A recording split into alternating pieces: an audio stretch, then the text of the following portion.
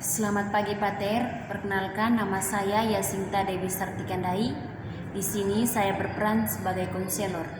Nama saya Valeria Florencia Lisa. Di sini saya berperan sebagai konsili. Baik, untuk tidak memperpanjang waktu, kami akan memulai simulasi bagaimana peran dari seorang konselor dan konseli. Sebentar. Ya, silakan masuk. Selamat pagi, Ibu. Oke, selamat pagi Nu. Dari rumah atau dari mana tadi? Dari rumah tadi, Ibu. Oh, dari rumah. Nu, apa kabarnya hari ini? Puji Tuhan, baik, Ibu. Syukur kalau gitu. Nu datang ke Ibu, ada yang bisa Ibu bantu? Iya, Ibu, saya ada perlu dengan Ibu. Oke. Baik Nu, di sini Ibu berusaha untuk mendengarkan apa yang Nu sharingkan. Saya cuma membantu Nu, tetapi keputusan tetap ada pada Nu. Nu sendiri tahu apa penyebab dari suatu masalah.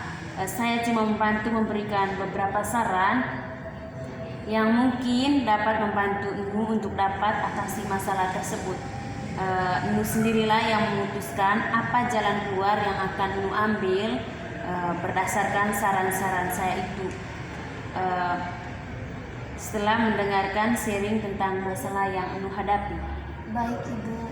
Oke, Nu, saya tidak bisa membantu Nu kalau saya tidak tahu masalah apa yang saat ini Nu hadapi.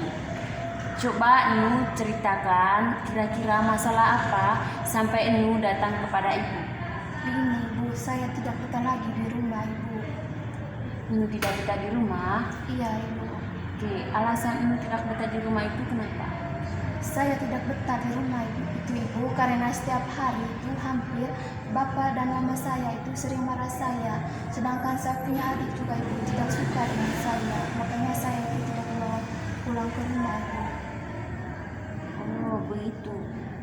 Kira-kira sejak kapan Bapak dan Mama itu marah kepada Nu? Sejak kelas 11 SMA, Ibu. Oh, jadi Nu baru-baru ini ya? Iya, Ibu, baru-baru ini. Saya juga heran, Ibu. Sejak SMP itu saya punya mama itu tidak pernah marah saya. Begitu juga dengan Bapak. Tapi sejak saya duduk di kelas 11, Ibu, mereka itu mulai marah saya.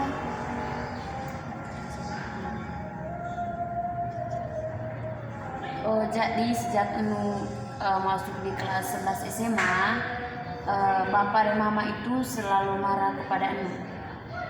Kalau setiap Nu pulang sekolah, Nu itu tidak pernah ke rumah. Nu kenapa tidak mau pulang ke rumah setiap pulang ke sekolah? Iya, begini, Ibu. Karena saya tidak mau dengar mereka marah-marah saya di rumah. Supaya tidak dengar mereka marah-marah saya, lebih baik saya pergi pesiar ke rumah tetangga, Ibu. Terus, Adik saya juga, Ibu, tidak suka dengan saya. Mereka itu tidak mau mencari saya, Ibu. oke.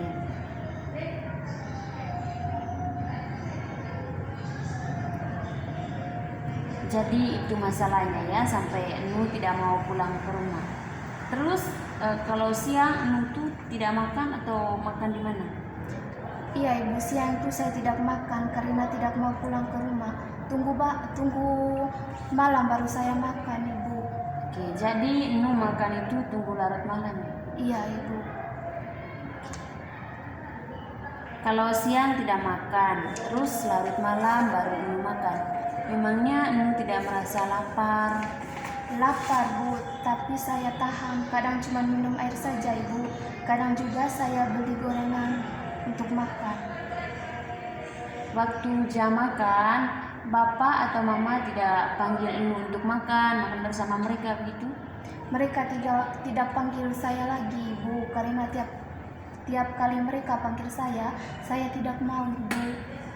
Oke, mungkin itu yang menyebabkan Bapak dan Mama marah kepada Nu.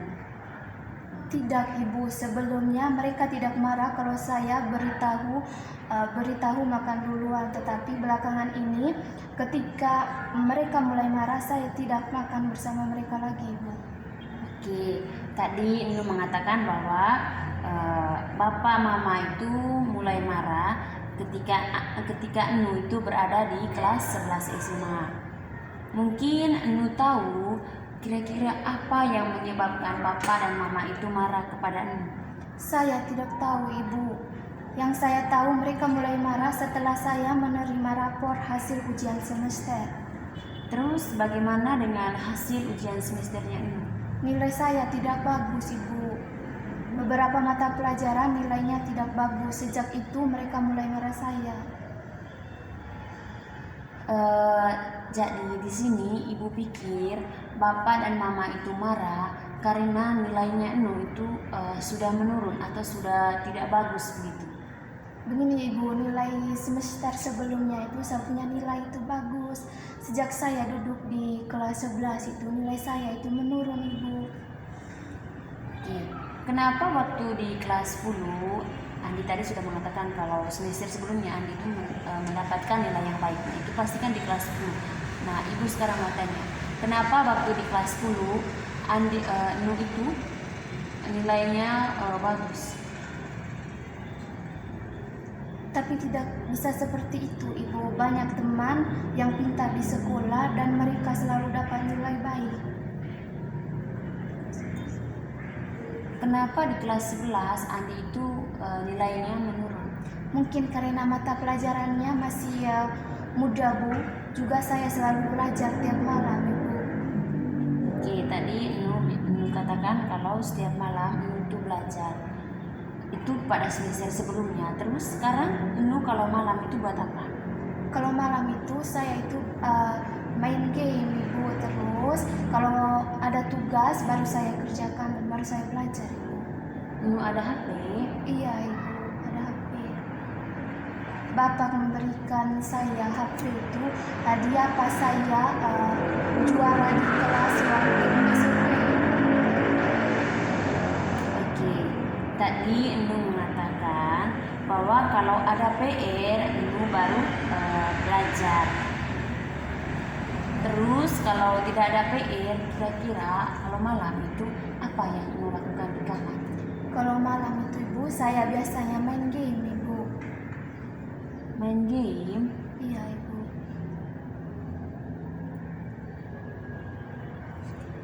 Enu itu kalau main game itu kira-kira berapa jam kalau malam itu? Hampir bisa 8 jam, Ibu. 8 jam Enu main game. Enu tidak makan kalau malam. Kalau saya makan itu, Ibu, tunggu jam apa? Jam 12 malam, kalau tidak jam 1 gitu, Ibu. Jadi Enu ambil makan terus bawa di kamar makan, habis itu makan di kamar. Iya, Ibu. Kenapa Enu makan di kamar? Saya bosan kalau makan di ruang tamu, Ibu. Apalagi kalau pas lagi saya makan tuh mama saya tuh marah saya. Sekarang Ibu mau tanya lagi, kira-kira apa yang membuat Papa dan Mama itu marah kepada Enu? Saya tidak tahu, Ibu. Saya sudah bosan dengan mereka marah saya terus setiap hari. Enu, orang tua itu terlebih khusus Bapak dan Mama itu tidak akan marah kepada Enu kalau memang Enu itu tidak membuat suatu masalah. Coba Enu pikirkan lagi, kira-kira apa yang membuat Bapak dan Mama itu marah, apalagi pada saat jam makan. Tidak mungkin orang tua itu membiarkan anaknya untuk tidak makan, apalagi seperti Enu katakan tadi, kadang Enu siang tidak makan, malam juga tidak makan, larut malam. Karena yang paling nomor satu di orang tua itu adalah anak, kesehatan anak. Jadi tidak mungkin mereka itu membiarkan Enu untuk tidak makan. Coba Enu pikirkan lagi, kira-kira apa yang membuat mereka itu marah kepada Enu sampai-sampai mereka itu tidak memanggil Enu untuk makan. Mungkin karena nilai ujian saya itu menurun, Ibu. Iya, benar. Mungkin Bapak dan Mama marah karena nilai ujian seperti ini tadi itu menurun. Pertanyaan saya, kenapa nilai menurun? Karena saya kurang belajar, Ibu. Sejak mendapat hadiah HP dari Bapak, saya kurang belajar, Ibu. Saya lebih banyak bermain game daripada belajar. Bagus Nu, sekarang Nu sudah menemukan sendiri sumber dari masalah sehingga bapak dan mama itu marah kepada Nu. Nah, bapak mama marah bukan sebagai faktor bukan sebagai faktor yang menyebabkan bapak dan mama itu marah. Bapak dan mama marah itu juga bukan karena nilainya ini tadi menurun itu yang menyebabkan bapak dan mama marah, tetapi sebagai akibat dari banyaknya waktu yang Enu gunakan untuk bermain HP sehingga tidak ada waktu untuk belajar, itu yang menyebabkan bapak dan mama itu marah kepada Enu. Karena Enu, kalau nilai Enu itu baik, itu akan menjadi sebuah kebanggaan dari orang tua. Tapi kalau Enu punya nilai itu sudah menurun, nah itu yang jadi mereka itu malas dan mereka itu merasa merasa sedih, merasa mereka itu kurang memperhatikan Enu. Nah, jadi ibu mau tanya lagi, kira-kira mengapa nilai rapornya Enu itu menurun? Karena saya kurang belajar, Bu. Oke, bagus Enu. Sekarang Enu sudah menemukan sendiri akar dari masalah yang membuat bapak dan mama itu marah. Karena Enu lebih banyak menggunakan waktu untuk bermain game di HP. Hal ini yang menyebabkan nilai semesternya Enu itu menurun.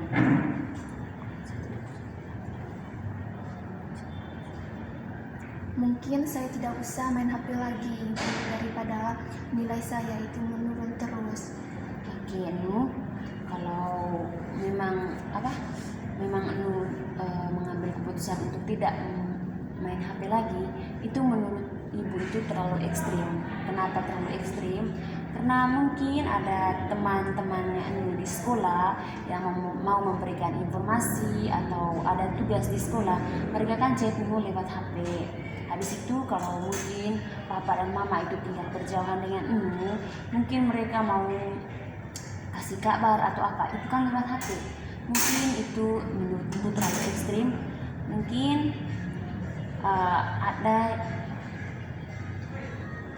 mungkin ada hal lain yang selain keputusan itu, mungkin ada solusi lain yang menurut Enu bisa mengatasi masalah itu. Lalu bagaimana baiknya, Ibu? Oke, sekarang ibu mau tanya lagi, kira-kira dalam satu hari berapa jam Enu gunakan waktu untuk bermain game di HP? Saya main game itu, Ibu, kalau pulang sekolah. Jadi main gamenya dari siang sampai malam Enu? Kadang seperti itu, Bu. Saya main game sejak pulang sekolah sampai malam, bahkan sampai larut malam kalau gamenya seru. Oke, jadi sepertinya Enu itu menggunakan waktu itu lebih banyak untuk bermain game ya. Bayangkan saja dari pagi sampai malam itu mungkin 8 atau 7 atau 8 jam. Iya, Bu, banyak sekali waktu saya pakai untuk bermain game, Ibu. Oke Enu, lalu kira-kira bagaimana sikap Enu untuk selanjutnya? Saya berjanji, Bu, untuk kurangi bermain game, Bu, atau saya mau aktifkan HP kalau saya malam hari kalau mau belajar, Bu. Oke Enu, jadi itu juga yang mau ibu anjurkan kepada Enu. Enu itu dapat mengurangi main HP dan mungkin Enu dapat menentukan kapan waktu untuk belajar, kapan waktu untuk mengaktifkan HP, dan kapan waktu untuk bermain game atau bermain HP. Baik, Ibu, saya akan berusaha untuk menggunakan waktu itu untuk belajar. Oke Enu, jadi di sini ibu hanya bisa menganjurkan saja.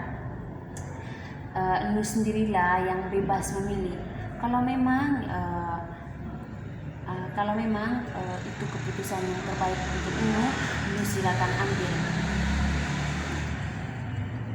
Kalau Enu pikir dengan cara itu Enu dapat mengatasi masalah tersebut, silakan saja.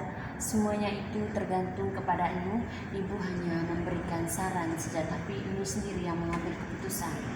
Saya memilih untuk menjauh dari HP Ibu supaya saya itu banyak waktu untuk belajar agar nilai saya itu uh, dapat uh, dapat ditingkatkan Ibu, supaya tidak menurun lagi.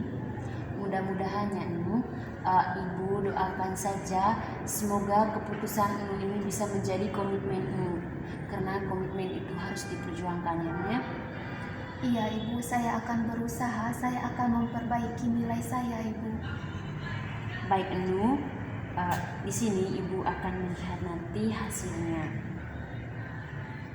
Kalau ada perubahan nilai ke arah yang baik, berarti itu tandanya Nu mau berubah, dan Nu itu pegang betul dengan apa yang menjadi komitmen Nu.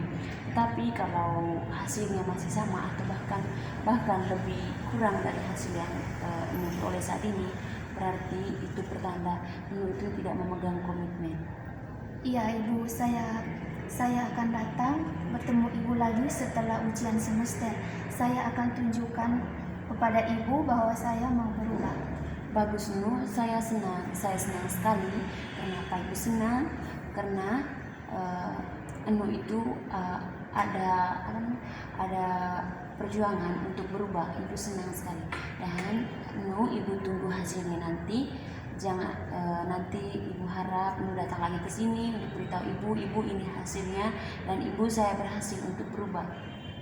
Iya Ibu, saya minta doa dari Ibu supaya saya dapat menjalankan apa yang menjadi keputusan saya. Ya Nu, Ibu akan selalu mendoakan apa yang menjadi tujuan Nu. Semoga apa yang Nu perjuangkan dapat tercapai. Mungkin masih ada hal lain yang mau Nu sharingkan kepada Nu, silakan saja, di sini terbuka untuk Nu. Silakan Nu mau cerita masalah apapun itu, silakan. Tidak ada lagi Ibu. Saya ucapkan banyak terima kasih kepada Ibu karena telah membantu saya Ibu. Baik Nu, saya juga mengucapkan terima kasih kepada Nu. Terima kasih kembali kepada Nu karena Nu sudah mau datang menemui Ibu. Jadi terima kasih kembali untuk Nu. Baik Ibu, terima kasih banyak. Kalau begitu saya pulang dulu ya Ibu. Oke Nu, saya tunggu hasilnya Nu ya. Iya Ibu, terima kasih banyak. Oke Nu, hati-hati di jalan Nu.